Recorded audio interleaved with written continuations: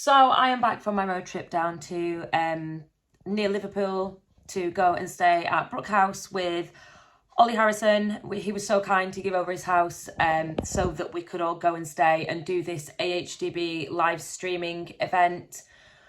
Just talking about really serious things, sector plans, and just spreading awareness about what they do and how they spend our money as levy payers. So the videos that follow are nothing serious. They are just us guys the day after having a load of fun. And then me and Emma were driving home. Obviously, she parked in Cumbria.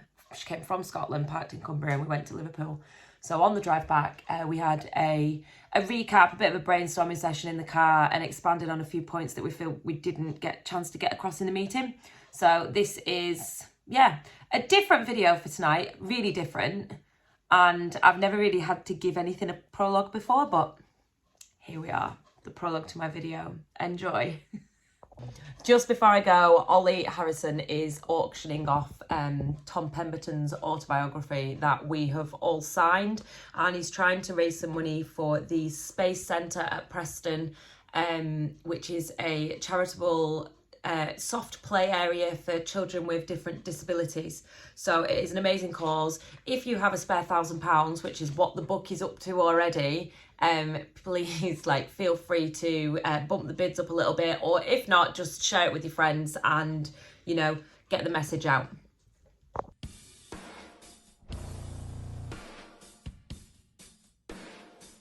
Right, wait, get in. Hey! My arms aren't long enough.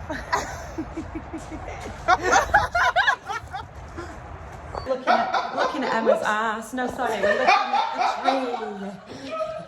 tree. It's a lovely tree. Oh, we're all videoing each other. Yeah, there we go. All the cameras going. Quick, Emma, quick.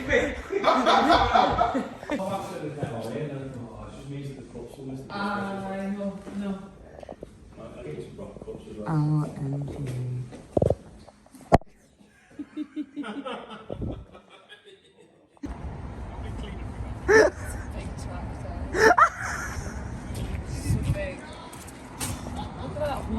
What's that for? What is that hole for? I don't know. Can we get in it?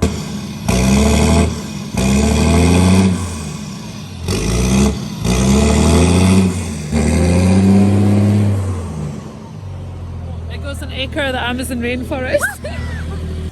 No.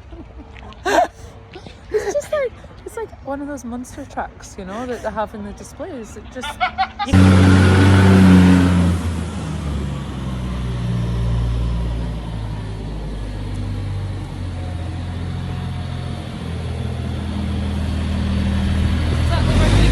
That is the birthday bumper.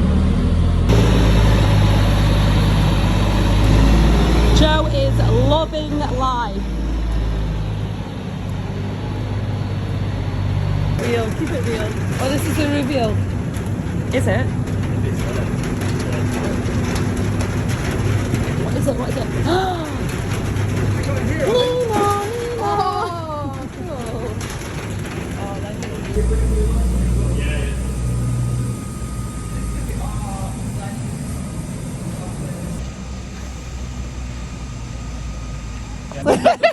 Are you suggesting running over my car with the I just stereo on? think it's like crying out for it, isn't it? Just like...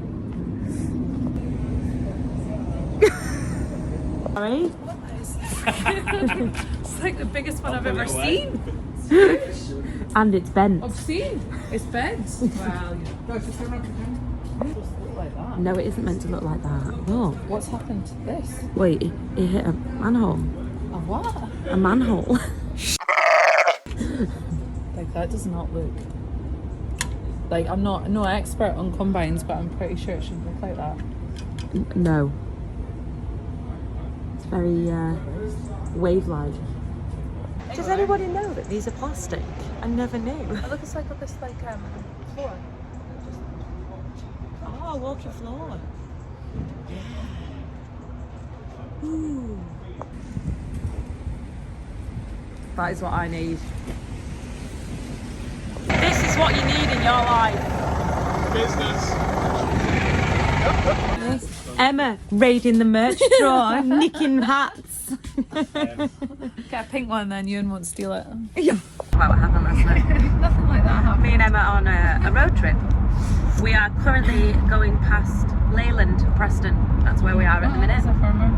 Farmer. Hi.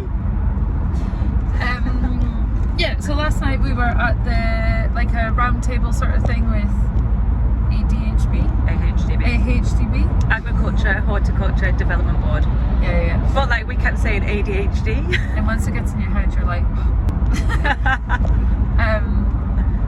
and yeah, like, I don't know, they're kind of this corporation, company, business, I don't know. An arm of government. An arm of government that I didn't know much about until a couple of years ago, but they actually do like amazing stuff. So every time you sell a finished animal, like a cow or a sheep, they take a little bit of it as a levy. You'll see it on your remittances when at the mart or at the slaughterhouse. Only on finished animals though. Yeah. It's not on like store things like we would sell. Yeah, and they take it all and they use it for sort of the development and promotion of Agriculture. Agriculture. Like obviously we're talking about it from a livestock point of view because that's what we do, but they do it with cereals as well, I think. They have, I think that is the 4 sectors. There's beef and sheep, dairy, pork and cereals. Chicken? Is chicken a separate? No, I think maybe it is in it. And then I think horticulture, that's been dropped now. Oh, okay. I don't think the H exists. Oh, okay. The AHDB. AHDB. Oh, I think they need to rename it. But so we just had a bit of a roundtable discussion with some other people that are on Instagram and YouTube, and kind of it was good because we could kind of ask what was happening for levies and where they were spending it, and what proof they had that it was, you know, doing what they wanted it to do. It was nice to be able to ask somebody a question that knows the answer. It wasn't a faceless organisation because he was the guy to ask. Yeah. So from that perspective, it was fair interesting.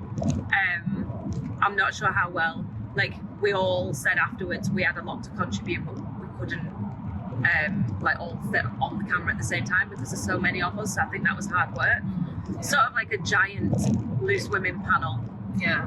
Like, how many was there? Like 7 or 8 of us? Yeah. And it was only an hour and a bit, so there wasn't. It was a lot of information to get across in a short space of time, and yeah, trying to get all of us involved was tricky. But I don't know. I think the main thing is with the AHDB is that they do really good things, but I don't feel they get enough credit for it because the resources are there. I told a story. I actually told. Look at the traffic. I can't even. Please don't not go south. I know it is like backing up next to us. I told the story the other week. I think I told it on YouTube. Maybe Roy was looking for a beet chopper, and we were looking at the benefits of fattening beasts on beet. As of next year, we're going into dairy, and we'll have a lot of bullocks to fatten, dairy bullocks that we've got currently. But obviously, we don't want to throw tons of feed at them because feed, fuel, fertilizer are all through the roof. So we're looking at alternative ways and cheaper ways to fatten the cattle. And one of Roy's questions was, how effective is beet for fattening cattle? And the AHDB have loads of resources available. They've already done this research, but we didn't know it was there. And that's the bit that I think people are missing.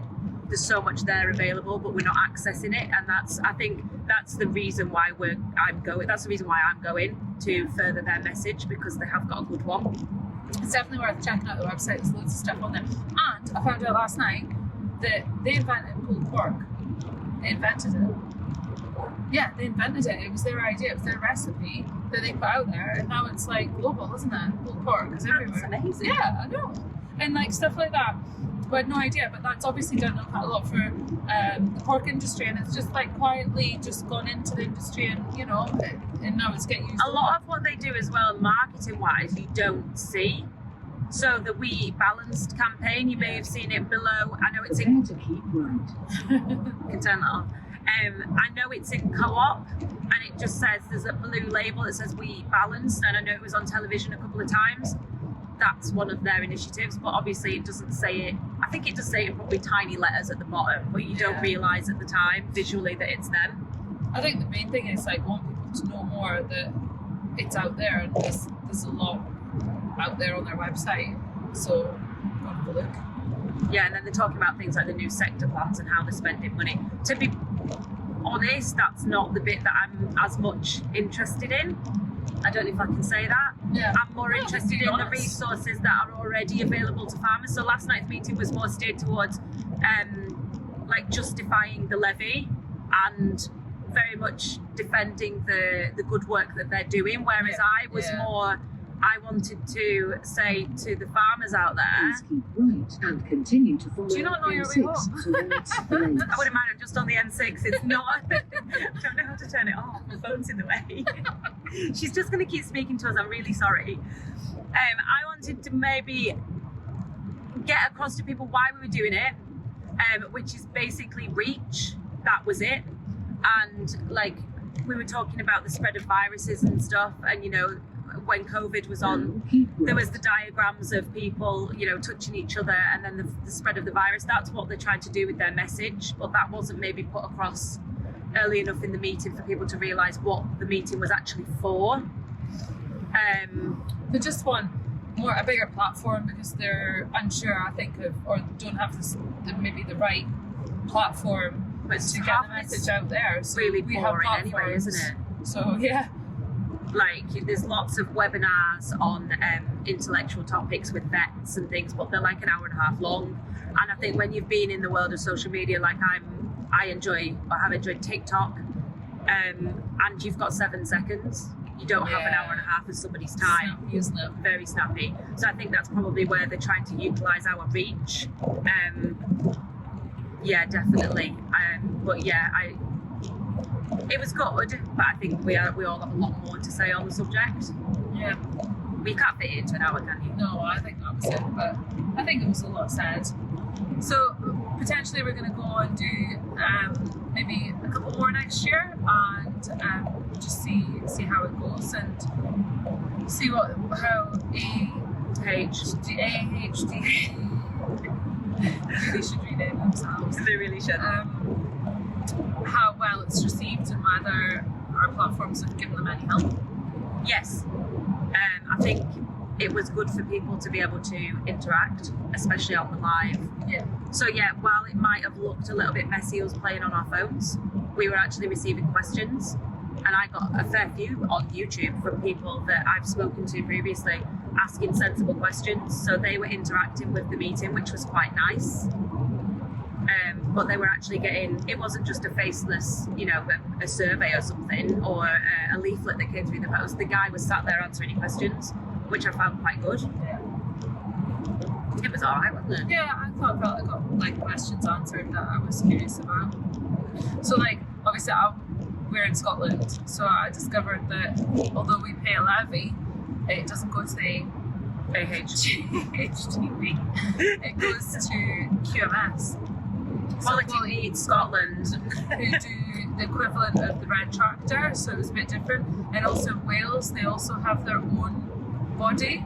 So I do wonder, this is an interesting point, I don't know if I'll put it on the actual video, we will be selling our milk to a Scottish dairy. I wonder where our levy will go. Will it go to the AHDB or will it go to Quality Meat in Scotland? I think Because Graham's is a Scottish company. It's in Sterling, isn't it? So I wonder. Yeah, That's interesting. It was like 0.04. Yeah, 0.06 pence or something per litre. So it works out at £600 per 1,000 litres of million litres of milk. £600 for a million litres of milk, I think he said. So anyway, more to be said on it, but I think I'm just getting across the point that people are desperate to get into farming. There's no farms there for them to farm. yeah, That's it. yeah. Because they have all been absorbed, We need some more sold off. family farms, Council farms. council farms. Where are all the Little council farms. farms? I look at Ollys, where I was, that little 100-acre farm, perfect Exactly. starter farm. What have they done with it? Absorbed it. Nothing. Yeah, absolutely. It's so sad. Well, that's the problem. How are they gonna get, this is a proper conversation, how are they gonna get into farming? And social media, how's that helping it as well? Which I wanted, when you said about getting people, what do you think you're doing to get people into farming? I think we are showing people a life that they wouldn't ordinarily see and inspiring people. Yeah, and I think farming's cool. Like, it is cool. And I think, like, back at school, like, back in the day, it was almost a bit shameful. And I think even to some extent now, they're making agriculture a bit shameful. Yes. Like, oh, you're a farmer, you're a bit thick. A bit thick, or you're a murderer, or you're killing the planet. And I think all these things, all these negative things are really sad. And I think people need to know that all of their food comes from agriculture, whether you're vegan, vegetarian, or you... Yeah, don't hate the farmers. They're the ones making your beer. Exactly. They're the ones making your bread. It's a very big... I think sometimes it is quite a class divide as well. And it doesn't get talked about enough that people think that all farmers are minted. Yeah. And they're not. It's not really an industry. It's a good industry to lose money. I think it's farming, like, it's like everything. There's like, there's rich ones and poor ones. And I just think there's a big spectrum. And there's, there's like the landed gentry, lords and ladies who farm, and then there's people like us on the island view. Yeah. So working away on a tenant farm. I know, we're just such a small farm in comparison. Like half the things they were talking about last night, we are just very small at the moment, and we're not hoping to go into like being a large processor of milk.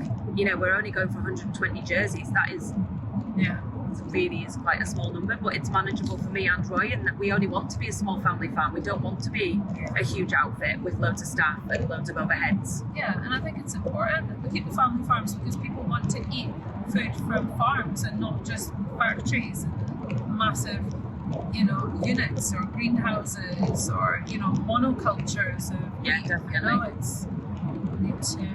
I think when people throw facts at you as well that they think they know, they're generally taken from a factory farming perspective and they don't apply to us as normal people, which I think is why we get so irate about it at Cross. Because I know Gareth Wynne-Jones gets really cross, but he is like the epitome of a small, well, I know he's got like acreage, he's quite large, isn't he?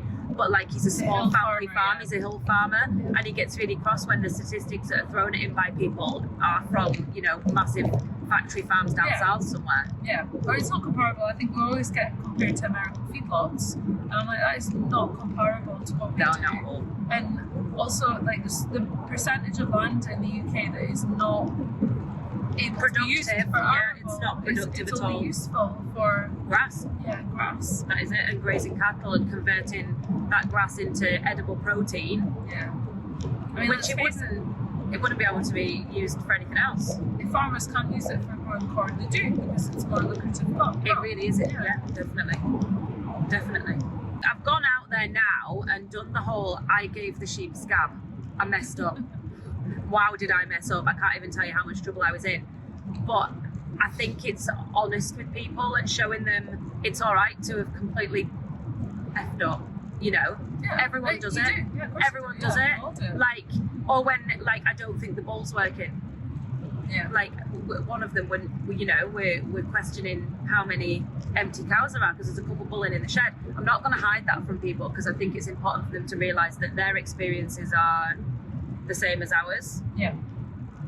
That was fast. I know, I was thinking about it too. Tractor. After the meeting was more interesting conversationally for you guys than it would have been during the meeting. Yeah. I know a lot of people that I am like friends with farmer wives will have just gone, oh, I'm not watching that, it's rubbish, and turned it off. Yeah. It's not their bag, it's fine. It's very heavy intellectual kind of conversation about policies and things. It's dry, isn't it? Very dry. No offence to them, but their job's dry. Yeah. Like, that just is what it is. And obviously the industry needs that. But I think maybe social media wise, this will get twice the views.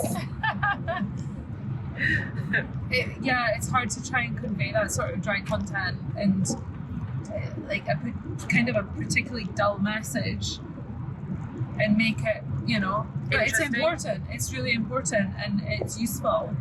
And I think it's just looking at a way to try and get out to people without people and then making people realise as well that I think we are not in any way involved in the name. ABHD. ADHD. But like the circle of influence, that is name, a name that's we've decided. I'm not like going to overtake an Aston Martin. Yeah, we Nice. were really a bit uncomfortable about the name. I think all of us actually have said we were quite uncomfortable about the name because it gives negative connotations of someone that does no work and just posts pictures on social media, really. Yeah, the circle of influence, like I was like really uncomfortable about that because I don't feel that like It's the right message for us, personally. And I don't feel like we are, like, I hate the word influencer because I don't feel like we influence anything. I think you create content out of your life. Yeah, that's a better one. But like definitely don't put influence.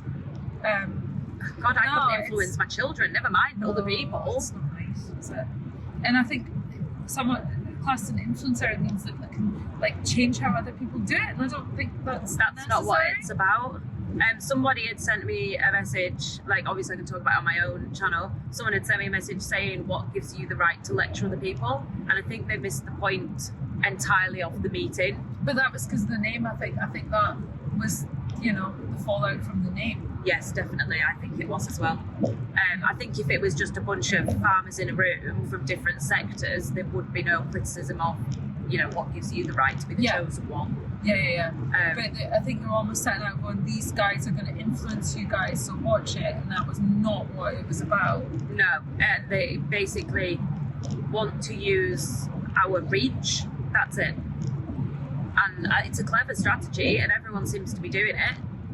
It is the way forward, isn't it? That's what, you know, God, there's industries built on it. Yeah. Just maybe not ours. 2 miles off TV, guys. Oh God, it's looking bleak now. It really is looking bleak. Temperature gauge. Yeah, we'll have somewhere. Well, it's 6.5, 6 degrees, and it's raining. It's 11:49. No, I think it's an important thing to be a part of, but maybe I think as a sideline we need to explain why, without coming across as pretentious. We are the it crowd. Yeah. Do you know what I mean? Because we're not it crowd. We're just ordinary farmers who happen to post on social media. That's the shared thing, isn't it, that we all post on social media.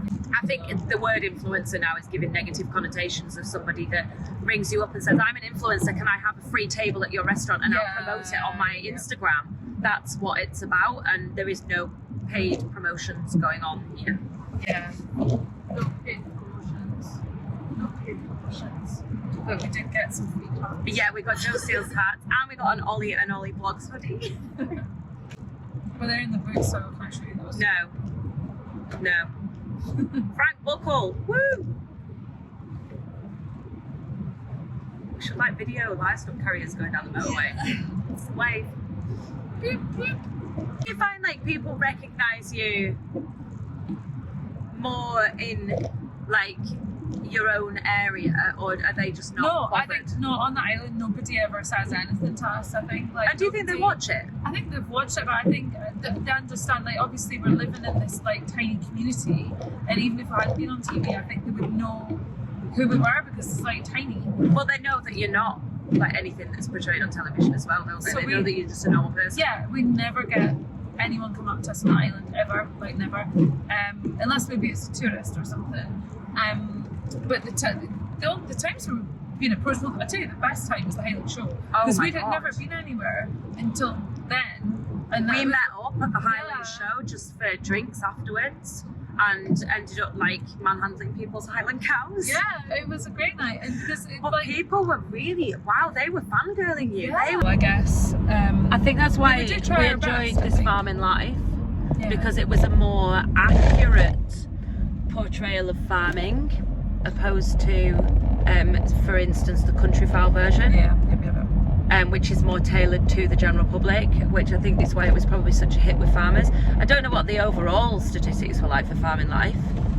What, like viewing? Yeah, viewing. What were the numbers? It's like 1.2 million or something. I don't think it's massive, but it's... And yet we literally, it's the best programme on television and we love it and it's amazing and it's funny, isn't it? We love it too. Well, it's relatable, that's the point.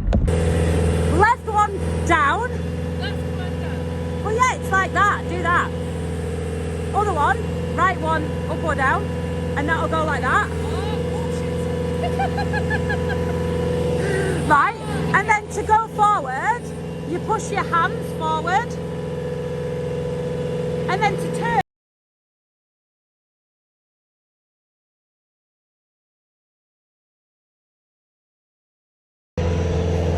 Emma's learning how to drive the S250 Beast. I'll get around to our way of thinking, don't you worry. Do you like your new hat? Yeah. It matches your outfit. It does. Yeah.